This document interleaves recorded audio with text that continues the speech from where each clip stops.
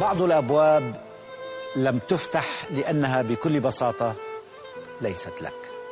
بعض الأشخاص رحلوا عن حياتك لأنهم صفحة وليسوا كتابا. بعض الأمنيات لم تتحقق لأن أوانها لم يأتي بعد. بعض الحكايات انتهت لأن قصتك الحقيقية لم تبدأ بعد. بعض الفرص ضاعت، ولكن تذكر أن من جد وجد. بعض الآلام طالت ربما لأن أوان سعادتك يمر عبر مر الصبر. بعض الأيام تطول عليك بآلامها، ولكن تذكر أنها مجرد أيام وليست كل العمر.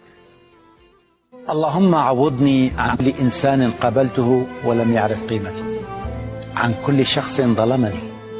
اللهم عوضني عن كل موقف أفسد بعضا من حياتي، عن كل صدمة كسرتني، عن كل طعنة آلمتني، عن كل خذلان آذاني. اللهم عوض ألمي فرحا وخساراتي مكسبا، واجعلني قرير النفس هانئ البال، واجعلني متصالحا مع نفسي في كل الظروف والأحوال، واجعلني صبورا شكورا، وجنبني ذل الحاجة ومر السؤال.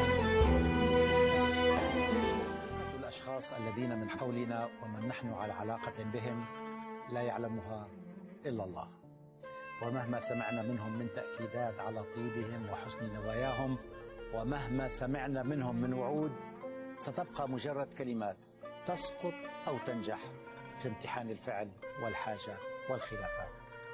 ليس عليك أن تتعامل مع البشر على أنهم سيئون حتى يثبت العكس، ولا كلهم جيدون حتى يثبت العكس. تعامل مع البشر ببصيرتك قبل بصرك، بعمقك قبل عاطفتك، بعقلك قبل قلبك، بحكمتك قبل تسرعك. ففي النهاية أنت وحدك من ستدفع ثمن قرارك. من حق نفسك عليك ألا تؤذيها، فأنت تؤذيها عندما تصبر على علاقة تؤذيك، علاقة كثيرة التوتر تأخذ منك ولا تعطيك، علاقة كثيرة الاستفزاز مليئة بالوجع وسوء الظن تهبط بك أرضا ولا ترتقي فيك، علاقة تعيش عمرك مبررا فيها تصرفاتك ومحاولا إثبات براءتك فتغرق في متاهاتها ولا تريحك ولا تنجيك. تذكر أن العلاقات وجدت بالأساس كي ترتاح من تعب الحياة، كي تكون أفضل حالا، لا تتعذب فيها ولا تتوتر، ولا تجعلك تعتقد أنك أدنى من غيرك، أو تجبرك على أن تخرج منك أسوأ ما فيك. الدنيا 3 أيام، الأمس عشناه ولن يعود، اليوم نعيشه ولن يدوم، والغد لا ندري أين سنكون. فتسامح وتناسى وترفع ودع الخلق للخالق. فأنا وأنت وأنت وهم ونحن راحلون. فمن أعماق قلبك سامح من أساء إليك، وتجاوز عن السيئة بالغفران أو النسيان، فالغفران هديتك للآخرين، أما النسيان فهو هديتك لنفسك.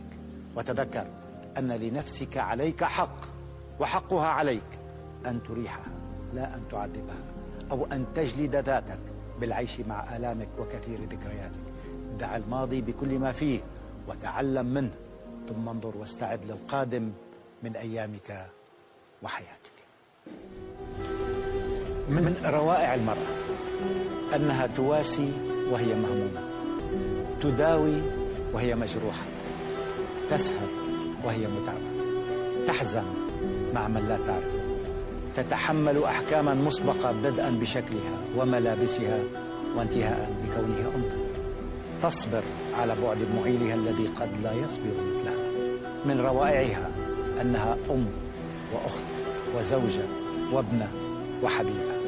هي رائعة لأنها بكل بساطة يمكن أن تكون لنا وطنا إن عرفنا مفاتيحها وأحسننا معاملتها وصبرنا على تقلبات مساء. عندما لا تقدر ما بين يديك، هذا ما سيحدث لك يوما ما. يوما ما ستعود باحثا عن ذلك الشخص الذي كان مستعدا أن يقاتل العالم لأجلك وأن